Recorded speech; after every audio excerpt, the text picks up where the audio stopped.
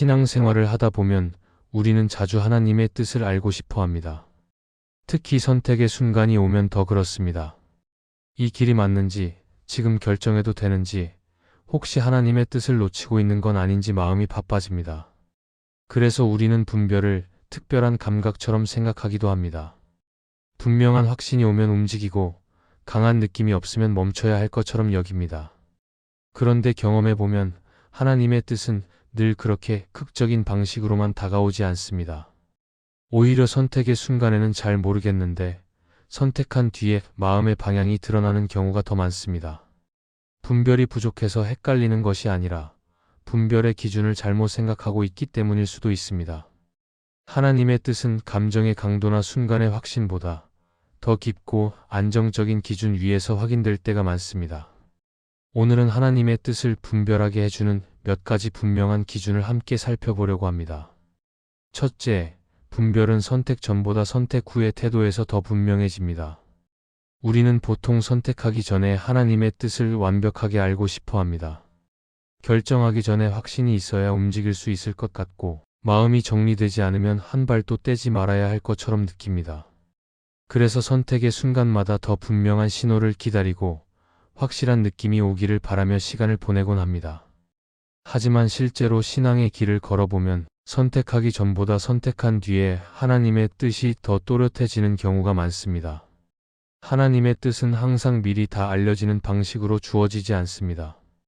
때로는 한 걸음을 먼저 내딛게 하시고 그 다음의 태도를 통해 방향을 확인하게 하십니다. 선택한 이후에 마음이 어떻게 반응하는지, 그 선택이 나를 하나님께 더 가까이 이끄는지 아니면 나 자신에게 더 집착하게 만드는지를 보게 하십니다. 이때 드러나는 태도가 분별의 중요한 기준이 됩니다. 선택 후의 태도를 보면 많은 것이 보입니다. 그 선택 이후에도 기도가 이어지는지 아니면 선택을 정당화하기 위한 말만 늘어나는지 드러납니다. 마음이 겸손해지는지 아니면 방어적으로 변하는지도 분명해집니다. 하나님의 뜻 안에 있는 선택은 완벽하지 않아도 마음을 하나님 쪽으로 다시 향하게 만듭니다. 반대로 하나님의 뜻에서 벗어난 선택은 설명은 많아지는데 하나님 앞에서는 점점 불편해집니다. 우리는 종종 선택이 맞았는지를 결과로 판단하려고 합니다. 잘 풀리면 하나님의 뜻이고 막히면 아닌 것처럼 생각합니다. 하지만 결과는 시간이 지나야 보이는 경우가 많고 당장의 상황은 오히려 헷갈리게 만들 때도 있습니다. 그래서 하나님은 결과보다 태도를 먼저 보게 하십니다. 선택 이후에도 하나님 앞에 서 있으려는 마음이 유지되는지 아니면 선택을 지키기 위해 하나님을 뒤로 미루고 있는지를 보게 하십니다. 하나님의 뜻 안에 있는 선택은 우리를 완벽하게 만들지는 않지만 정직하게 만듭니다. 실수해도 하나님께 돌아오게 하고 흔들려도 다시 기도하게 만듭니다. 반면 뜻에서 벗어난 선택은 스스로를 지키는 데 더 많은 에너지를 쓰게 합니다. 변명이 늘어나고 마음이 점점 굳어집니다. 이 차이는 시간이 조금만 지나도 분명히 느껴집니다. 그래서 분별을 잘하고 싶다면 선택 전에 확신만 붙들려고 애쓰지 않아야 합니다. 오히려 선택 후에 내 태도가 어떻게 변하고 있는지를 정직하게 살펴봐야 합니다. 지금 이 선택이 나를 더 겸손하게 만들고 있는지, 하나님 앞에 더 자주 서게 만들고 있는지를 점검해야 합니다. 그 점검 속에서 우리는 깨닫게 됩니다. 하나님의 뜻은 선택의 순간에만 숨어 있는 것이 아니라 선택 이후의 태도 속에서 점점 더 분명해진다는 사실을 말입니다. 둘째, 하나님의 뜻은 즉각적인 확신보다 차분한 평안으로 다가옵니다. 우리는 하나님의 뜻을 분별하려 할 때 흔히 강한 확신을 기대합니다. 마음이 단번에 정리되고 더 이상 흔들리지 않을 만큼 분명한 느낌이 오기를 바랍니다. 그래서 확신이 크면 하나님의 뜻이고 확신이 약하면 아직 아니라고 판단하기도 합니다. 하지만 신앙의 경험을 돌아보면 하나님의 뜻은 항상 그렇게 강한 확신의 형태로 오지 않습니다. 오히려 조용하고 차분한 평안으로 마음에 머무를 때가 더 많습니다. 즉각적인 확신은 때로는 감정과 구분하기 어렵습니다. 기대가 크거나 이미 마음이 기울어져 있을수록 확신은 더 강하게 느껴질 수 있습니다. 그 확신이 하나님께서 주신 것인지 아니면 내가 간절히 원해서 생긴 것인지는 시간이 지나야 분별되는 경우도 많습니다. 반면 하나님의 뜻으로부터 오는 평안은 크지 않아 보여도 쉽게 사라지지 않습니다. 상황이 바뀌어도 감정이 흔들려도 마음 깊은 곳에 남아있는 잔잔함으로 이어집니다. 하나님의 평화는 문제를 한 번에 해결해 주지는 않습니다. 여전히 불확실함이 남아있고 앞이 다 보이지 않을 수도 있습니다. 그런데도 마음이 지나치게 조급해지지 않고 하나님 앞에 머무를 수 있는 여유가 생깁니다. 이 평화는 내가 모든 것을 이해해서 생기는 것이 아니라 하나님께 맡기고 있다는 감각에서 옵니다. 그래서 설명은 부족해도 마음이 무너지지 않습니다. 하나님의 뜻을 따라가는 선택은 처음에는 불안해 보여도 시간이 지나면서 마음을 안정시키는 방향으로 작용합니다. 반대로 즉각적인 확신으로 선택한 길은 처음에는 분명해 보여도 시간이 지나면서 마음을 소모시키는 경우가 있습니다. 계속해서 스스로를 설득해야 하고 불안이 반복되며 하나님의 임재보다 결과에 더 집착하게 됩니다.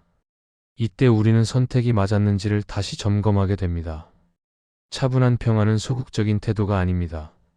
아무 생각 없이 흘러가는 것도 아닙니다. 오히려 하나님을 신뢰하며 걸어가고 있다는 표시입니다. 하나님 뜻 안에 있을 때 우리는 완전히 편안해지는 것이 아니라 흔들려도 다시 중심으로 돌아올 수 있는 힘을 얻게 됩니다. 이 힘이 바로 평안입니다.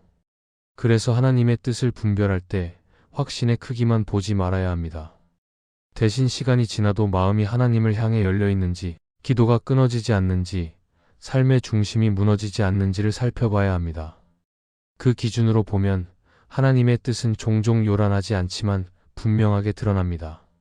즉각적인 확신보다 차분한 평안이 계속해서 마음에 머무른다면 그 길은 하나님의 인도 안에 있을 가능성이 큽니다. 셋째, 하나님의 뜻은 나를 급하게 하지 않습니다. 우리는 선택의 순간이 오면 마음이 먼저 빨라집니다. 지금 결정하지 않으면 기회를 놓칠 것 같고 조금만 늦어도 뒤처질 것처럼 느껴집니다. 그래서 하나님의 뜻을 구하면서도 마음 한편에는 조급함이 자리 잡습니다. 빨리 결론이 나야 안심이 되고 빨리 움직여야 불안이 가라앉는 것처럼 느껴집니다. 하지만 하나님의 뜻은 이런 조급함과는 다른 결을 가지고 다가옵니다. 하나님의 뜻 안에 있을 때 상황은 급박할 수 있어도 마음은 몰리지 않습니다. 해야 할 일이 많아 보여도 숨이 막히지 않고 선택의 무게가 있어도 마음이 찢어지지 않습니다. 반대로 하나님의 뜻에서 벗어난 방향으로 가고 있을 때는 이유 없이 마음이 급해지고 서둘러야만 할 것 같은 압박이 커집니다. 지금 당장 결정하지 않으면 안 될 것 같은 마음, 계속 밀어붙이지 않으면 불안해지는 상태가 반복됩니다. 이 급함은 종종 두려움에서 나옵니다. 하나님의 뜻은 두려움으로 우리를 움직이지 않습니다. 하나님은 잃을까 봐 서두르게 하지 않고 놓칠까 봐 몰아붙이지도 않습니다. 하나님은 우리가 충분히 보고 충분히 기도하고 충분히 기다릴 수 있는 여지를 주십니다. 그래서 하나님의 뜻 안에 있을수록 선택의 속도는 느려질 수 있지만 방향은 더 또렷해집니다. 급하지 않아도 괜찮다는 마음이 생기고 지금 이 한 걸음을 정직하게 내딛는 데 집중하게 됩니다. 급함이 기준이 되면 우리는 쉽게 실수를 합니다. 기회처럼 보이는 문이 열리면 곧바로 들어가야 할 것 같고 사람들의 말에 마음이 흔들리며 방향을 바꾸기도 합니다. 이때 우리는 하나님께 묻는다고 말하지만 사실은 불안을 잠재우기 위해 움직이고 있을 수 있습니다. 하나님의 뜻은 불안을 달래는 수단이 아니라 불안을 내려놓게 하는 인도입니다. 그래서 하나님의 뜻을 따라갈 때는 문제가 사라지지 않아도 마음이 과도하게 흔들리지 않습니다. 하나님의 뜻은 우리를 바쁘게 만들기보다 집중하게 만듭니다. 해야 할 것이 분명해지고 하지 말아야 할 것이 또렷해집니다. 그 결과 선택지는 줄어들고 마음은 단순해집니다. 반면 급함이 앞설 때는 선택지가 늘어나고 마음은 복잡해집니다. 무엇이 맞는지보다 무엇이 더 빠른지가 기준이 되기 때문입니다. 이 차이를 느낄 수 있다면 우리는 분별의 중요한 기준을 붙들고 있는 것입니다. 그래서 하나님의 뜻을 분별하고 싶다면 지금 내 마음이 왜 이렇게 급한지를 솔직하게 살펴봐야 합니다. 하나님이 이끄셔서 서두르는 것인지 아니면 불안이 나를 몰아붙이고 있는지 점검해야 합니다.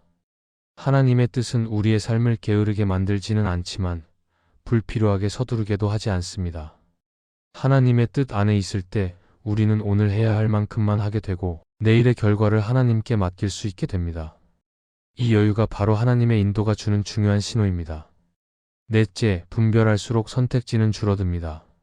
우리는 보통 하나님의 뜻을 분별하면 선택지가 더 많아질 거라고 생각합니다. 이것도 가능하고 저것도 가능하니 하나님이 열어두신 길이 많다고 느끼면 안심이 됩니다.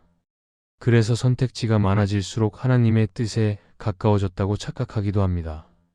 하지만 실제로 신앙의 흐름을 보면 하나님의 뜻이 분명해질수록 선택지는 오히려 줄어드는 경우가 많습니다. 하나님의 뜻은 우리에게 모든 가능성을 열어두라고 말씀하시기보다 지금 나에게 맞지 않는 길을 하나씩 정리해 주십니다. 처음에는 무엇이 맞는지 몰라서 여러 길을 동시에 붙들지만 시간이 지나며 마음이 불편해지는 길, 계속 설명이 필요한 길, 하나님 앞에서 정직하기 어려운 길이 하나씩 제외됩니다. 이 과정은 답답하게 느껴질 수 있지만 사실은 분별이 제대로 작동하고 있다는 신호입니다.